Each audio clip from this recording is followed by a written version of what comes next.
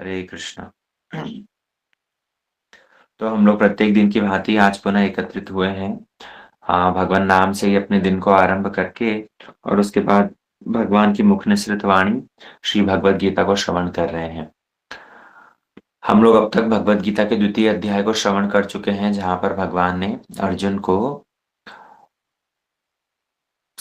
सार सार रूप में आत्म तत्व का उपदेश, कर्मकांड से उठकर कर्म योग की शिक्षा प्रदान करी और तदुपरांत कर्म योग में प्रतिष्ठित व्यक्ति, बुद्धि योग में प्रतिष्ठित व्यक्ति, वो जो आ, स्थित प्रज्ञ है, उस स्थित प्रज्ञ के लक्षण बतलाए। अभी तृतीय अध्याय जब आरंभ होता है तो तृतीय अध्याय के अंदर ये आरंभ होता है अर्जुन की जिज्ञासा से। ये जो तृतीय चैप्टर है, थर्ड चैप्टर, इस तृतीय चैप्टर का फ्लो आप अगर देखोगे तो फ्लो स्ट्रेट नहीं है, लीनियर नहीं है। आपने देखा हो, एक तो रास्ता, एक की कुछ वस्तु उठा करके फेंको तो वो सीधी जाएगी। लेकिन कभी आपने देखा हो जैसे धागे पर बांध करके कुछ पत्थर का गोला उसे ऐसे घुमा करके फेंका जाए तो उसका जो पाथ होता है वो सीधा नहीं जाता, वो ऐसे घूम करके आगे बढ़ेगा। तो इस तृतीय चैप्टर के अंदर भी भगवान का जो अर्जुन को उपदेश देना है, अर्जुन के माध्यम से भगवान जो कुछ ज्ञान प्रदान करेंगे, तो वो आप देखोगे उसका फ्लो लीनियर नहीं है। क्योंकि भगवान ने पूर्व अध्याय में तो बिल्कुल स्टेप बाय स्टेप, पहले वाले अध्याय में तो पूरा सिक्वेंशियल तरीके से भगवान ने समझाया था। अर्जुन को पहले बतलाया कि कैसे दुनिया तुमको देखेगी, तुम्हारे हृदय में करुणा है लेकिन दुनिया तुमको देखेगी तुम कायर हो। और उसके बाद में उस कायरता के निवारण के लिए भगवान ने दूसरा स्टेप बतलाया कि तुम आत्म तत्व, तुम्हारी जो करुणा है, तुम्हारी करुणा व्यर्थ है, क्योंकि आत्मा वो कभी तो मरती नहीं। तुम भीष्म पितामह द्रोणाचार्य को मारोगे तब पर भी उनको एक नया शरीर प्राप्त होगा। उसके बाद में बतलाया कि इनको मारने से भी तुम्हें दुखी होने की आवश्यकता नहीं, क्योंकि इनको एक नया शरीर प्राप्त होगा और तुम्हें भी सुख प्राप्त होगा। अगर जीतोगे तो स्वर्ग का राज्य, और अगर जीतोगे तो इस पृथ्वी का राज्य, और हारोगे तो भी स्वर्ग का राज्य। फिर उसके ऊपर की बात बतलाई कि अगर तुम्हें धर्म की भी चिंता है कि पाप तुम्हारा आश्रय लेगा, तो तुम्हें निष्काम कर्मयोग का अभ्यास करना चाहिए, जिसके माध्यम से कर्म तो किए जाएंगे लेकिन केवल मात्र शुद्धि के उद्देश्य से, प्योरिटी के पर्पज से। कर्म करने के पीछे क्या फल होगा उसकी चिंता ना करते हुए निष्काम कर्म योग का आश्रय लो। तो देखोगे आप, चैप्टर का जो फ्लो है वो लीनियर है, धीरे धीरे आगे की ओर बढ़ रहा है। लेकिन इसके अंदर, थर्ड चैप्टर के अंदर, भगवान अर्जुन को कई तरह की बातें बतला करके, और ये चैप्टर का फ्लो आप देखेंगे लीनियर नहीं रहेगा। इस चैप्टर के आरंभ में भगवान से अर्जुन प्रश्न करेंगे। क्या प्रश्न करेंगे? कि आप मुझे क्यों इस युद्ध के अंदर नियुक्त कर रहे हैं? क्योंकि अर्जुन के मन में अभी भी ये ही चल रहा है कि मैं लड़ूं या ना लड़ूं। यद्यपि पहले भगवान ने ये लड़ने की बात स्पष्ट कर दी थी।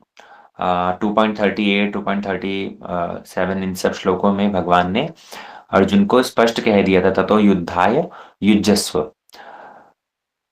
लेकिन उसके बाद में फिर 39th श्लोक से भगवान ने जो निष्काम कर्मयोग का उपदेश दिया, और निष्काम कर्मयोग का उपदेश देने के उपरांत स्थित प्रज्ञ व्यक्ति के जो लक्षण बतलाए, तो वहां पर भगवान ने अर्जुन को बहुत कुछ कहा, और वहां पर लड़ने से रिलेटेड कोई बात नहीं है।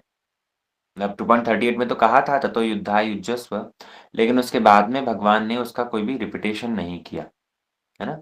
तो भगवान ने कर्मकांड का उपदेश दिया, जिसके अंदर एक क्षत्रिय होने के नाते उसको अपनी ड्यूटीज करनी चाहिए। और उसके बाद में कर्म योग का उपदेश दिया, और कर्म योग से बेहतर भगवान ने कहा ये बुद्धि योग, ज्ञान योग है ना। तो तुम्हें ज्ञान योग का अभ्यास करना चाहिए। तो अर्जुन के मन में ये भावना आ रही है कि अगर ज्ञान योग श्रेष्ठ है, ज्ञान योग श्रेष्ठ है, तो फिर मैं भला युद्ध क्यों करूं? और अर्जुन यदि ये कहे कि मैं इस कर्म योग के लिए भी क्वालिफाइड नहीं हूं, आप भगवान जिस निष्काम कर्म योग का उपदेश दे रहे हो, मैं तो उसके लिए योग्य ही नहीं हूँ। तो भगवान कहते हैं कि ठीक है, ऐसे में फिर तुम कर्मकांड का अभ्यास करो। कर्मकांड मतलब तुम क्षत्रिय होने के कारण अपनी ड्यूटीज को करो, ताकि तुम्हारी शुद्धि होगी। लेकिन अर्जुन क्या सोच रहे हैं कि मैं अगर कर्मकांड अर्थात क्षत्रिय होने के कारण युद्ध करता हूं, तो युद्ध के माध्यम से मुझे अपने पूर्वजों को मारना पड़ेगा। और वो मारना क्या है? वो मारना ही ठीक नहीं है। तो इसीलिए भगवान इसके अंदर बतला रहे हैं कि अगर तुम्हारी ज्ञान योग के लिए योग्यता नहीं है, अगर तुम अर्जुन यदि ये कहे कि मैं ज्ञान योग के लिए योग्य हूं, तो भगवान कहते हैं कि ज्ञान योग के लिए योग्य होते हुए भी तुम्हें कर्म योग का अभ्यास करना पड़ेगा। एक स्टेप नीचे आ जाओ। क्यों? लोगों के लिए एग्जाम्पल सेट करो। लोगों के लिए एक आइडल एग्जाम्पल सेट करना पड़ेगा, है ना? भगवान सबसे पहले तो अब इस चैप्टर के अंदर श्लोक संख्या 1 से 10 के अंदर बतलाएंगे कि कैसे अर्जुन तुम्हारे लिए कर्मयोग ही श्रेष्ठ है। यहाँ कंफ्यूजन क्या हो रही है? अर्जुन सोच रहे हैं कि बुद्धि योग मतलब ज्ञान योग मतलब युद्ध छोड़ देना, इनएक्टिव हो जाना, निष्क्रिय हो जाना, है ना? जबकि भगवान क्या चाह रहे हैं? बुद्धि योग मतलब कि मुझ में बुद्धि केंद्रित करके और युद्ध करना। तो अर्जुन का कंफ्यूजन ही यहीं से आरंभ होता है कि आप कह रहे हो बुद्धि योग का आश्रय लो, ज्ञान योग का आश्रय लो, और ज्ञान योग मतलब निष्क्रियता। तो मैं तो युद्ध छोड़ करके और निष्क्रिय रूप में जंगल में चला जाऊंगा, ज्ञान योग का अभ्यास करूंगा। लेकिन भगवान अर्जुन से पुनः कहते हैं कि अगर तुम ज्ञान योग के लिए योग्य हो भी, क्वालिफाइड हो भी, तब पर भी तुम्हें कर्म योग का अभ्यास करना चाहिए, ताकि लोगों के लिए एक एग्जाम्पल सेट हो। अभी प्रश्न हो सकता है कि अगर मैं ज्ञान योग का आश्रय लूंगा, तब तो मुझे मुक्ति प्राप्त होगी, किसी प्रकार का बंधन नहीं मिलेगा। लेकिन यदि मैंने कर्म करना आरंभ कर दिया, तो उसके माध्यम से तो बंधन होगा। कर्मों का तो अच्छा बुरा फल मुझे भोगना पड़ेगा, कर्म का तो बंधन प्राप्त होगा। तब भगवान इस चैप्टर में क्लियर करेंगे कि देखो अर्जुन, कर्म योग में और कर्म कांड में फर्क है। आप भी इस बात को बहुत अच्छे से समझिए। कर्म कांड मतलब जहां पर व्यक्ति शास्त्र में वर्णित कर्मों को करता है, लेकिन उनका उद्देश्य भगवान और उनके भक्तों की प्रीति इत्यादि नहीं होता, भगवत सेवा या भगवत भक्तों की प्रीति इत्यादि नहीं होता। वो कर्म कांड किस लिए है?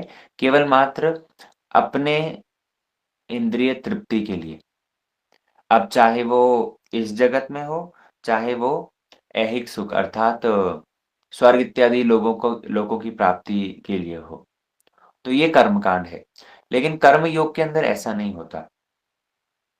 कर्म योग का पूरा विस्तार से चर्चा हम प्रीवियस चैप्टर में कर चुके हैं, जहां पर भगवान अर्जुन को कहते हैं कि कर्म करने के लिए कर्म करो, जिसके अंदर व्यक्ति फल की चिंता नहीं करते हुए केवल मात्र शुद्धि के लिए कर्म करता है।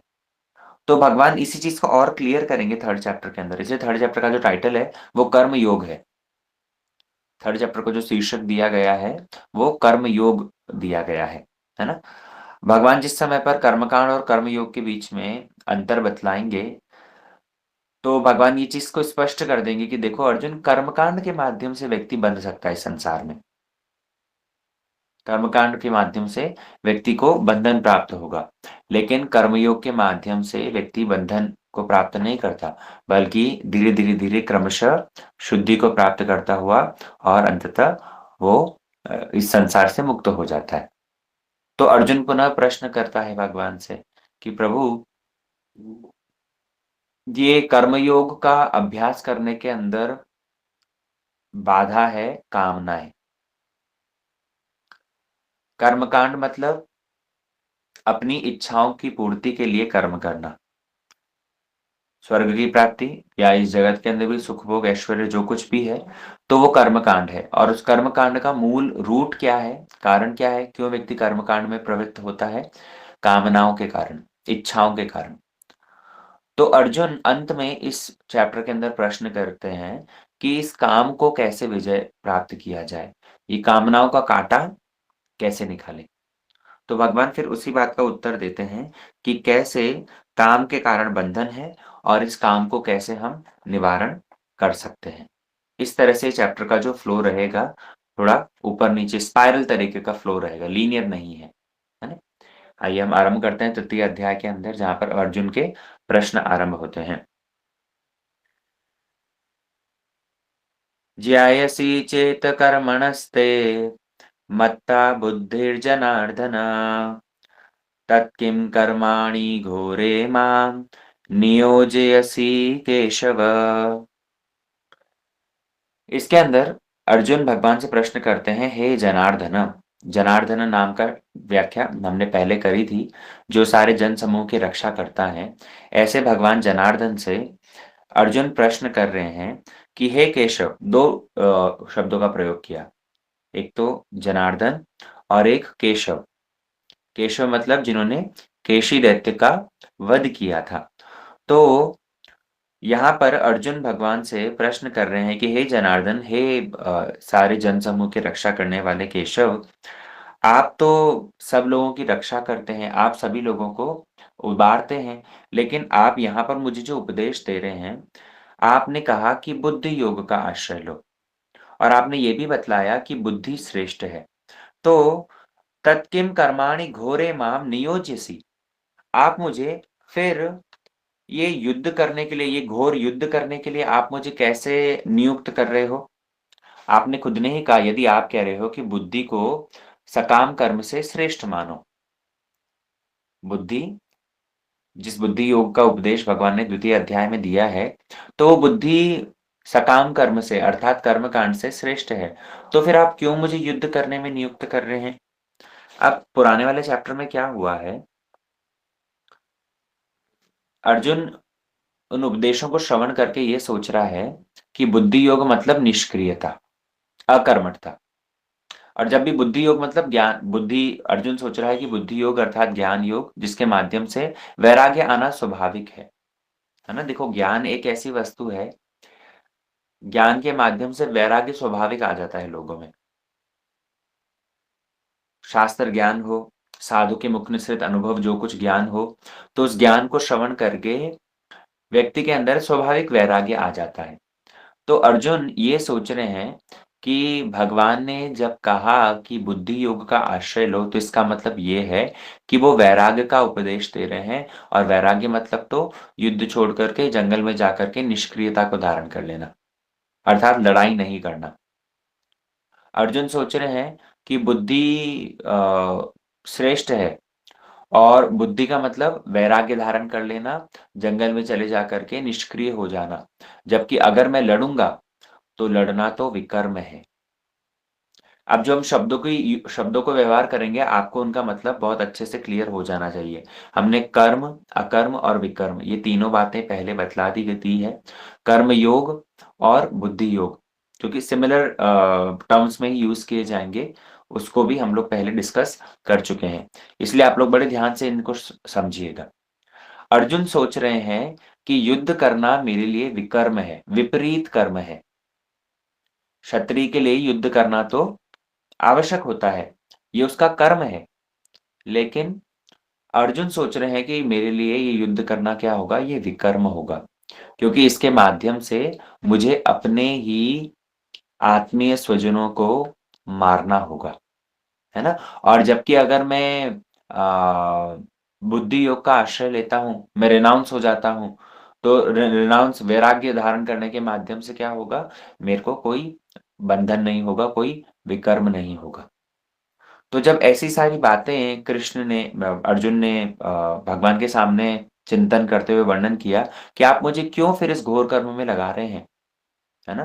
कृष्ण ने, क्योंकि लास्ट सेक्शन में बहुत कुछ बातें कही है, हम पहले भी सुन चुके हैं, लड़ने के बारे में पुनः वापस कोई रिपीटेशन नहीं था। और तो और भगवान ने लास्ट के श्लोकों में तो शांति की बात करी, है ना? विहाय कामानि यः सर्वान् पुमांश्चरति निःस्पृहा निर्ममो, निरहंकार स शांतिमभिगच्छति। फिर एषा ब्राह्मी स्थिता पार्थ, मतलब बहुत सारे श्लोकों में भगवान ने शांति की जब बात करी है, तो अर्जुन सोच रहे हैं शांति मतलब क्या? शांति मतलब तो युद्ध नहीं करना। युद्ध करने से भला कैसे शांति हो सकती है? वास्तव में भगवान जो जिस शांति की बात कर रहे हैं, शांति मतलब क्या? भगवान के साथ में युक्त हो जाना, सुप्रीम के साथ में, उस परम तत्व के साथ में युक्त हो जाना, ये शांति है। जबकि अर्जुन शांति का क्या मतलब अर्थ ले रहे हैं? अर्जुन शांति का अर्थ ले रहे हैं कि युद्ध नहीं करना ही शांति है। इसलिए यहाँ पर अर्जुन बहुत ज़्यादा कन्फ्यूज़ हो गए। दूसरी बात, कृष्ण ने जो ज्ञान का उपदेश दिया है तो उसके माध्यम से वैराग्य आ गया, तो अर्जुन सोच रहे हैं कि मेरे पास यहाँ पर 4 ऑप्शंस है। अर्जुन के पास में 4 ऑप्शंस है, ध्यान से सुनिएगा। अर्जुन सोच रहे हैं सबसे पहली बात तो ज्ञान योग। ज्ञान योग मतलब जिसके अंदर कोई युद्ध नहीं करना। दूसरा ऑप्शन है अर्जुन के पास में कर्मकांड। कर्मकांड मतलब युद्ध करना है, लेकिन युद्ध करना किस लिए? स्वर्ग की प्राप्ति के लिए। तीसरा ऑप्शन है निष्काम कर्मयोग। निष्काम कर्मयोग मतलब युद्ध करना है, लेकिन वो कृष्ण की प्रीति के लिए। युद्ध करना मेरी क्षत्रिय ड्यूटी है इस कारण से, और उसके माध्यम से क्या होगा? मोक्ष की प्राप्ति होगी। और चौथा ऑप्शन जो अर्जुन का जो वो सोच रहा है कि ये युद्ध छोड़ करके युद्ध को त्याग देना। लेकिन ये युद्ध को त्याग देना ये क्या है? ये विकर्म है, वास्तव में पाप कर्म है। तो अर्जुन यहाँ पर इन चारों ऑप्शन में से एनालाइज करके देख रहे हैं, तो ये ज्ञान योग में ही केवल मात्र लड़ना नहीं है, बाकी हर एक ऑप्शन में युद्ध है ही, है ना? तो अर्जुन को भगवान रेकमेंड करते हैं कि अर्जुन तुम निष्काम कर्म योग करो। तुम निष्काम कर्म योग का आश्रय लो, क्योंकि निष्काम कर्म योग के माध्यम से तुम मुक्त हो पाओगे। अर्जुन तुम उसी के योग्य हो। लेकिन अर्जुन पुनः कंफ्यूज हो जाते हैं। क्यों? क्योंकि वो बाकी सब ऑप्शंस के लिए चिंता करते हैं। वास्तव में देखो, और सारे-सारे ऑप्शंस जो है उसके अंदर चेतनता क्या है, उनकी कॉन्शियसनेस, उसका जो मोटिवेशन है वो क्या है, उसके ऊपर निर्भर कर रहा है ना? युद्ध करते वक़्त यदि कोई ये विचार करे कि मैं शरीर नहीं हूँ, मैं आत्मा हूँ और इस कारण से मोक्ष प्राप्ति के लिए मेरा ये युद्ध है, तब तो ये निष्काम कर्मयोग माना जाएगा। लेकिन कोई ये सोचे कि मैं क्षत्रिय हूँ और युद्ध करना मेरा कर्तव्य है, और जीतूँगा तो राज्य प्राप्त होगा, हारूँगा तो स्वर्ग प्राप्त होगा, तो ये कर्मकांड है। क्रिया एक ही है, लेकिन क्रिया के पीछे जो कॉन्शियसनेस है, जो आपकी चेतनता है और जो उद्देश्य है, मोटिवेशन है, वो दोनों के अंदर फ़र्क आने से ही बस बात पलट जाएगी। अर्जुन युद्ध करते हुए यदि ये सोचे कि मैं तो क्षत्रिय हूँ और मुझे तो युद्ध करना है स्वर्ग की प्राप्ति के लिए या राज्य की प्राप्ति के लिए, तो वो ही कर्मकांड है और उसके अंदर फिर बंधन इत्यादि आएँगे। लेकिन अर्जुन ये चीज़ को धारण करे कि नहीं, मैं शरीर नहीं, मैं आत्मा हूँ, और आत्मा ये तो भगवान का अंश है, और इस शरीर के निर्वाह के लिए जो भी दायित्व आते हैं, उनको भगवान का चिंतन करते हुए निर्वाह करना ज़रूरी है। तो मैं युद्ध कर रहा हूँ, इस ज्ञान को धारण करते हुए, इस तत्व को समझते हुए यदि युद्ध किया जाए, तो वो ही निष्काम कर्मयोग है और वो मोक्ष के लिए युद्ध है ना? तो यहाँ पर अर्जुन कन्फ्यूज़ हैं। अर्जुन और एक बात से कन्फ्यूज़ हो गए, अगले श्लोक में उसको स्पष्ट कर देंगे वैसे भी। अगले श्लोक में अर्जुन कहते हैं, व्यामिश्रेण वाक्येन बुद्धिं मोहयसीव मे, तदेकं वद निश्चित्य येन श्रेयो अहमाप्नुयाम्। इसके अंदर उन्होंने और अपनी कन्फ्यूजन को स्पष्ट कर दिया कि व्यामिश्रेण वाक्येन, हे कृष्ण, आपने जो व्यामिश्रित वाक्य कहे, उपदेश कहे हैं, उनके माध्यम से मेरी बुद्धि मोहित हो गई है। क्यों मोहित हो गई है? आप लोगों को यदि स्मरण हो, द्वितीय अध्याय के अंदर भगवान ने कहा था दूरेण ही अवरम कर्म। भगवान ने 33वें श्लोक के अंदर बोला था कि ये अर्जुन जो अवरम कर्म है, अवरम कर्म मतलब जो त्यागने योग्य कर्म है, ऐसे निकृष्ट कर्मों को छोड़ देना चाहिए, दूरेण, उनको उनसे दूर रहो। तो वहीं से ही कंफ्यूजन स्टार्ट हो गई अर्जुन की। आप लोग कॉन्टेक्स्ट स्मरण कीजिए क्या वहां पर चल रहा था। भगवान ने कर्मकांड को अवरम कर्म कह रहे हैं। स्वर्ग की प्राप्ति के लिए, आप लोग यदि स्मरण हो, वहां पर भगवान ने वर्णन किया था, व्या यामिमाम पुष्पिताम वाचाम, कैसे शास्त्रों के अंदर ये स्वर्ग प्राप्ति और इन सब के लिए जो सारे उपदेश दिए गए हैं, वे सब के सब कैसे हैं, वो सब के सब पुष्पिताम वाचाम, वो सब बहुत ही फ्लावरी वर्ड्स हैं जिनके माध्यम से लोग आकृष्ट हो जाते हैं, लेकिन उनका परिणाम बड़ा भयानक है ना। तो भगवान ने इसलिए कहा कि उन सब को छोड़ो, दूरेण ही अवरम कर्म, उन सब कर्मों को छोड़ो। लेकिन अर्जुन यहाँ पर अवरम कर्म का क्या अर्थ ले रहे हैं? अर्जुन सोच रहे हैं कि अवरम कर्म मतलब अपने ही पूर्वजों को मारना, ये विकर्म है। सो विकर्म की परिभाषा यहाँ अर्जुन कुछ अलग सोच रहे हैं, भगवान कुछ अलग सोच रहे हैं। ये कंफ्यूजन क्रिएट होने का मूल श्लोक ये 2.33 ही है, जहां पर भगवान ने कहा अवरम कर्म का त्याग करो। तो भगवान कहना चाह रहे हैं कि संग्राम नहीं करोगे तो धर्म की हानि होगी, और धर्म की हानि होने से पाप लगेगा। तो अर्जुन सोच रहे हैं कि अपने स्वजनों को मारना ये विकर्म है, जबकि भगवान क्या कह रहे हैं कि क्षत्रिय व्यक्ति यदि अपने कर्तव्यों का पालन ना करे, युद्ध ना करे, तो वो विकर्म है। और क्योंकि इन दोनों की अंडरस्टैंडिंग में फर्क आ गया, इसलिए अर्जुन का कंफ्यूजन हो गया, है ना। भगवान ने इसलिए इस बात को फिर स्पष्ट किया है आगे अपना उत्तर देते हुए कि कैसे दो तरह के मत होते हैं। तृतीय श्लोक से इसके अंदर भगवान वर्णन करना आरंभ करेंगे। अर्जुन किंतु यहाँ पर कंफ्यूज किस लिए है, वो हमने स्पष्ट कर दिया। भगवान अवरम कर्म का त्याग करने को कह रहे हैं। अवरम कर्म से श्रेष्ठ बुद्धि है। तो भगवान ने कर्मकांड को अवरम कर्म कहा है, जबकि अर्जुन सोच रहे हैं कि अपने रिलेटिव को मारना वो अवरम कर्म है। और दूसरी बात, भगवान ने जब कहा था कि पाप लगेगा क्षत्रिय धर्म का पालन नहीं करने से, वो विकर्म होगा, तो अर्जुन सोच रहे हैं कि अपने रिलेटिव को मारना विकर्म होगा। तो इस तरह से अर्जुन के मन में कंफ्यूजन आता है। ये प्रथम और द्वितीय श्लोक के अंदर अर्जुन ने ये बात अपनी कंफ्यूजन को स्पष्ट किया है। अब तृतीय श्लोक से भगवान इसका उत्तर, इसका सामंजस्य करना आरंभ करेंगे। ठीक है, उस तृतीय श्लोक की व्याख्या फिर हम कल श्रवण करेंगे। कल से इसको पूरा स्टार्ट करेंगे। ये तृतीय चैप्टर का जो फ्लो है, इस कर्म योग को समझना बहुत जरूरी है। आप लोग ध्यान से सुन के और समझने की कोशिश कीजिएगा। और हमने कहा था कि आप लोग फिर घर में भी, जहाँ पर भगवत गीता आप लोग के पास में उपलब्ध हो, उसको घर जाकर के पढ़िए, है ना। हमने दो भगवत गीता के बारे में ऑलरेडी बतला दिया है, जहाँ पर हमारे श्री गुरुदेव भक्तिवेदांत नारायण गोस्वामी महाराज जी की टीका से उपलब्ध चक्रवर्ती ठाकुर की टीका के साथ में मठ से जो गीता है वो है, और इस्कॉन से प्रकाशित भक्तिवेदांत स्वामी महाराज जी की जो गीता है, उन दोनों को आप रेफर कर सकते हैं। वहां पर आपको इस सब के विषय में और स्पष्टीकरण मिल जाएगा। ठीक है। वाञ्छाकल्पतरुभ्यश्च कृपा सिन्धुभ्यैव च पतितानां पावनेभ्यो वैष्णवेभ्यो नमो नमः।